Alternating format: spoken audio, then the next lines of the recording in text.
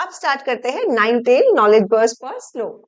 इसमें हम देखेंगे, हम डिफरेंट डिफरेंट शेप के ग्राफ लेंगे और देखेंगे कि हमारा स्लोप का वैल्यू बढ़ रहा है, कम हो रहा है, कांस्टेंट रह रहा है या जीरो हो जा रहा है।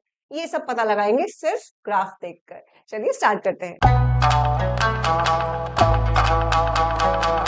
आपकी स्क्रीन पर सबसे पहला ग्राफ दिख रहा है जिसमें फ्लैट लाइन है। फ्लैट लाइन मतलब स्टीपनेस तो है ही नहीं, स्टीपनेस इज जीरो, तो दैट मीन्स मेरा जो स्लोप है वो भी क्या हो जाएगा, जीरो, है ना। अच्छा, मैथमेटिकली अगर देखना है तो अच्छा, मैथमेटिकली क्या होता है, फॉर्मूला क्या है, y2 minus y1 upon x2 minus x1, है ना। अच्छा, यहाँ पर मेरा x1, यहाँ पर मेरा x2, तो यहाँ पे मेरा y, अब यहाँ पे y1 और y2 दोनों बराबर है, तो मेरा y2 माइनस y1 क्या हो जाएगा, जीरो। तो इसका मतलब मेरा स्लोप भी क्या हो जाएगा, जीरो। That's it. तो यहाँ पर मैं कह सकती हूँ कि यहाँ पर मेरा स्लोप क्या रहने वाला है। अगर हमें कभी ऐसा शेप का ग्राफ दिखेगा देन स्लोप इज जीरो। ठीक है, चलो जल्दी से नेक्स्ट पे आते हैं। नेक्स्ट ग्राफ में क्या हो रहा है, एक स्ट्रेट लाइन है, स्ट्रेट लाइन है और थोड़ी स्टीपनेस है, मतलब जो मेरा स्लोप है वो नॉन जीरो है, मतलब वैल्यू तो कुछ ना कुछ है।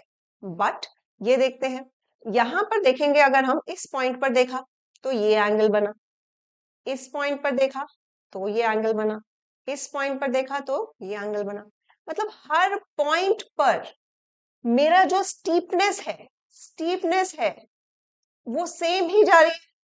इसका मतलब मेरा स्लोप जो है वो क्या रहने वाला है, कांस्टेंट। ये हमने पिछला, अभी जब हम डिस्टेंस टाइम ग्राफ समझ रहे थे और पहले हम नॉर्मल ग्राफ से, हम फॉर्मूला से कर रहे थे, तब भी हमने देखा था वैल्यू 2 आई थी, है ना। डिफरेंट डिफरेंट ए बी लिए थे हमने, तब भी वैल्यू सेम आई थी, है ना। तो स्ट्रेट लाइन जब है किसी एंगल पर, स्ट्रेट लाइन है अगर, स्टीपनेस है और स्ट्रेट है, तब मेरा स्लोप क्या रहेगा, कांस्टेंट। ठीक है, तो यहाँ ऐसा कुछ ग्राफ कभी दिख जाएगा तो यहाँ पर हम क्या बोलेंगे कि मेरा स्लोप क्या है, कांस्टेंट। ठीक है, चलो जी नेक्स्ट देखते हैं। नेक्स्ट में हमारे पास क्या है, कर्व्ड लाइन है ना। कर्व्ड लाइन में हम देखते हैं अभी यहाँ पर क्या कैसे चेंजेस आ रहे हैं। इस पॉइंट पर माना, इन दो पॉइंट्स पे तो मेरा कुछ ऐसा था, एंगल ये बना। फिर मैंने देखा यहाँ पर इन दो पॉइंट्स पे देखा तो मेरा स्टीपनेस ऐसे हुई। इन दो पॉइंट्स पर देखा तो मेरा स्टीपनेस इतनी हो गई, यहां पर इतनी सी थी, यहां पर और बढ़ी, यहां पर और ज्यादा बढ़ गई, है ना। तो मेरा दैट मीन्स मेरा स्लोप बढ़े जा रहा है और डिफरेंट एंगल्स पे बढ़ रहा है। तो मतलब स्टीपनेस बढ़ती जा रही है अलग अलग तरीके से, कांस्टेंट तरीके से नहीं बढ़ रही है। तो मेरा स्लोप नॉन कांस्टेंट है, it is not constant but it is increasing. ठीक है, एक कर्व लाइन, स्ट्रेट लाइन था ऊपर की, ऐसे स्ट्रेट लाइन था ऊपर की तरफ, तो मेरा क्या था, स्लोप कांस्टेंट था। जब कर्व्ड पाथ में ऐसा ऊपर जा रहा है तो स्लोप कैसा है, इंक्रीजिंग है। ठीक है, तो मेरा यहाँ पर क्या होगा, ऐसा ग्राफ में अगर हमें दिखेगा तो स्लोप क्या है, इंक्रीजिंग। ठीक, कोई दुख दर्द। चलो नेक्स्ट में क्या हो जाएगा, नेक्स्ट देखते हैं। नेक्स्ट में क्या हुआ, कर्व ऐसा पाथ बन गया। अब इसमें देखो, यहां पर अगर मैं ये पॉइंट लूं और ये पॉइंट लूं तो यहां पर मेरा स्लोप इतना। अच्छा, ये दो पॉइंट ले लूं तो कितना है, ऐसा। यहां पे ले लूं तो कितना है, इतना। अब जैसे जैसे हम x में बढ़ते जा रहे हैं वैसे वैसे जो मेरा y है वो कितना रैंडमली चेंज नहीं हो रहा, यहां पर ज्यादा चेंज हो रहा था मेरा y, x के हिसाब से। यहां मेरा ये x इतना बढ़ा तो y इतना बढ़ गया, y में चेंज बहुत ज्यादा था। यहां पर मेरा x में x बढ़ा तो x के बढ़ने पर बहुत थोड़ा सा y बढ़ा। यहां पर क्या था, इस केस में यहां पर मेरा x कैसा है, इतना, लेकिन मेरा y कितना है, बहुत ही कम, बहुत कम, है ना। तो जैसे जैसे मेरा x में आगे बढ़ रहा है y मेरा और कम होता जा रहा है, मतलब मेरा स्लोप और कम होता जा रहा है, तो मेरा स्लोप कैसा है, डिक्रीजिंग। ठीक है, इसका लिटरल मीनिंग समझ आया। वहां उस, जब ऐसा कर्व है, इस तरीके का है, तो मेरा स्लोप बढ़ता जा रहा है, एक्स के बढ़ने पर मेरा चेंज धीरे धीरे धीरे बढ़ता जा रहा है और एक आर टाइम पे बहुत रैपिडली चेंज हो रहा है। जब मेरा कर्व ऐसा है तो यहाँ पर चेंज ज्यादा है और यहाँ पे चेंज कम है, तो यहाँ पे मेरा जो स्लोप रहेगा वो कम है। तो टाइम मतलब जैसे जैसे एक्स बढ़ रहा है तो मेरा स्लोप कैसा हो रहा है, डिक्रीज कर रहा है। ठीक है, चलो नेक्स्ट चलते हैं। नेक्स्ट में कैसा है, डाउनवर्ड। डाउनवर्ड स्लोप है। इसमें क्या होगा, इसमें वैल्यूज लिख कर देखते हैं, ये वाला पॉइंट ले लेते हैं, है ना, और दूसरा ले लेते हैं, चलो क्या ले, ये वाला ले लेते हैं 6 वाला, तो ये लिया और ये लिया, ठीक है।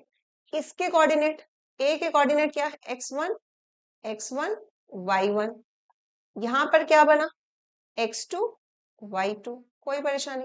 अच्छा, एक x1 क्या है 2, y1 क्या है 4, और यहां पर x2 क्या है मेरा 6, y2 क्या है 2, दैट्स इट। अब तो बस फॉर्मूला में वैल्यू पुट करना है।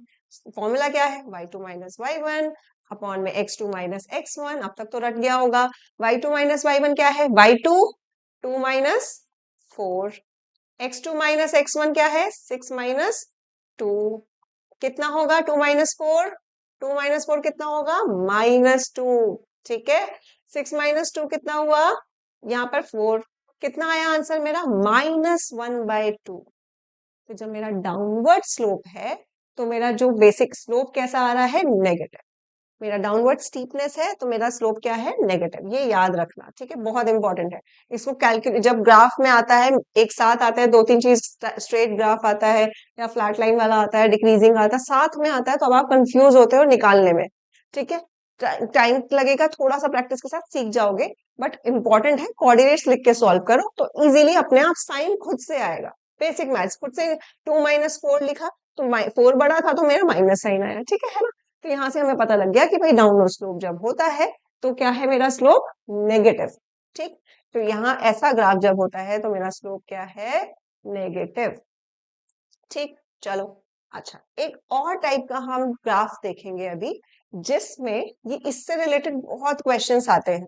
मतलब ऑब्वियसली डिस्टेंस टाइम ग्राफ या वेलोसिटी टाइम ग्राफ के टर्म्स में आता है, बट ये बहुत इंपॉर्टेंट आता है, और सिर्फ इसी चैप्टर में, मोशन के चैप्टर में नहीं आएगा, हम आगे के बहुत सारे चैप्टर करेंगे, वहां पे भी कंपैरिजन में बहुत बार इस टाइप के ग्राफ आते हैं, ठीक है। चलो स्टार्ट करते हैं। इसमें क्या दिख रहा है आपको, ए और बी, आपको दो ग्राफ साथ में दे रखे हैं, ठीक है।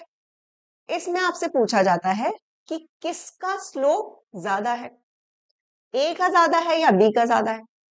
स्लोप किसका ज्यादा, जो ज्यादा स्टीप होगा उसका स्लोप ज्यादा होगा, है ना। तो ए का क्लियरली स्लोप क्या है, ज्यादा। इतनी सी बात तो हमको पता है, that slope of A is more than slope of B, ठीक, ये तो हमें पता है।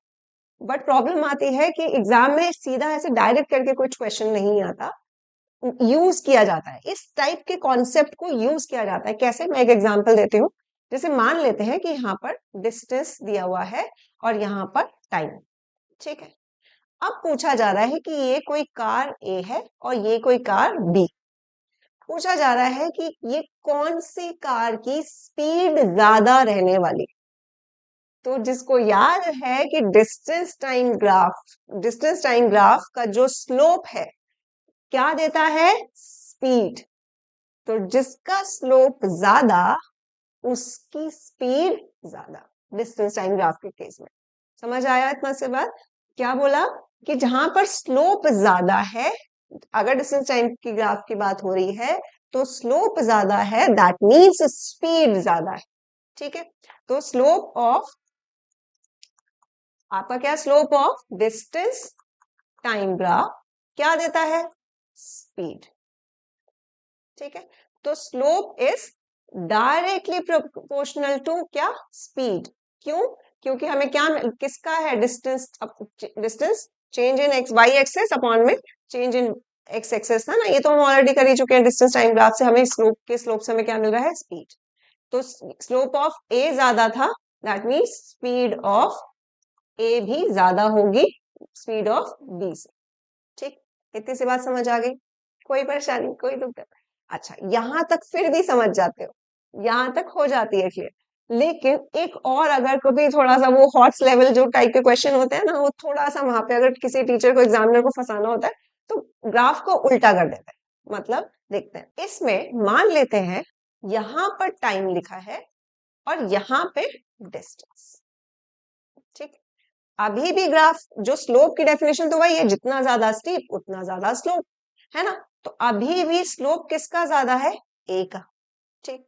अच्छा, लेकिन देखो यहां पर इस केस में मेरा जो स्लोप है वो क्या मिल रहा है मुझे इससे, स्लोप के ग्राफ से मुझे क्या मिल रहा है, चेंज इन वाई एक्सेस, यानी कि टाइम अपॉन में क्या मिल रहा है, डिस्टेंस। स्पीड का फॉर्मूला क्या होता था, डिस्टेंस अपॉन में टाइम, लेकिन इस ग्राफ में हमें क्या मिल रहा है, टाइम अपॉन में डिस्टेंस, यानी कि हमें क्या मिल रहा है, 1 अपॉन में स्पीड, स्पीड का उल्टा मिल रहा है। दैट मीन्स उस केस में क्या था, स्पीड इज डायरेक्ट, स्लोप सीधा सीधा मिल रहा था हमें, है ना, उधर तो डायरेक्टली प्रोपोर्शनल टू आ रहा था। यहां पर अगर मैं देखूं तो स्लोप क्या है, basically inversely proportional to speed है। जिसका इसका मतलब जिसका स्लोप ज्यादा होगा उसकी स्पीड कम होगी, और जिसका स्लोप कम होगा उसकी स्पीड ज्यादा होगी। ठीक है, तो एग्जाम में हमेशा ध्यान रखना कि वाई एक्सिस और एक्सिस एक्सिस पे क्या दे रखा है, आपको वैल्यूज देखो, और फिर प्रॉब्लम क्या होता है ना, डिस्टेंस टाइम ग्राफ देखते हो और छट से ऐसे लिखते हो कि याद रटा हुआ होता है कि slope of distance time graph क्या देता है, स्पीड, तो फटाफट से जिसका स्लोप आपको ज्यादा दिख रहा होता है वो लिख देते हो। ध्यान देना, अगर आपको वाई एक्सिस पे टाइम दे रखा है और एक्स पे डिस्टेंस, यानी कि उल्टा पूछा जा रहा है। अब मेरा यहाँ पर क्या था, slope of A is more than B, ये तो पता है, लेकिन स्लोप ज्यादा तो स्पीड कम, तो speed of A will be less than C. ठीक, कोई परेशानी, कोई दुख दर्द, बस ये कॉन्सेप्ट आपका स्लोप का अच्छे से क्लियर हो चुका है। आप थोड़ा सा प्रैक्टिस और करना, एक बार फिर से इसको ध्यान से सुनना, देखना, खुद से ग्राफ बनाना, समझना, कोई डाउट हो तो कमेंट करना। नेक्स्ट जुत्सु जो हम सीखेंगे ग्राफ के टर्म्स में क्या है, एरिया अंडर ग्राफ, वो भी अपने आप में बहुत इंपॉर्टेंट टॉपिक है, थोड़ा इससे कम लेंदी है बट अगेन इंपॉर्टेंट है। ठीक है, ये लंबी हो गई है वीडियो, तो नेक्स्ट क्लास में हम स्टार्ट करेंगे area under graph, and then वो दोनों, ये दोनों कंप्लीट होने के बाद हमारा ग्राफ का जो distance time graph, velocity time graph, acceleration time graph, ये सब क्वेश्चंस जो होते हैं जिसमें बहुत डर लगता है सॉल्व करने में और गलतियां भी बहुत होती है, वो बहुत इजी हो जाएगा। ठीक है, alright, stay tuned, here physics को आगे साइनिंग ऑफ, बाय।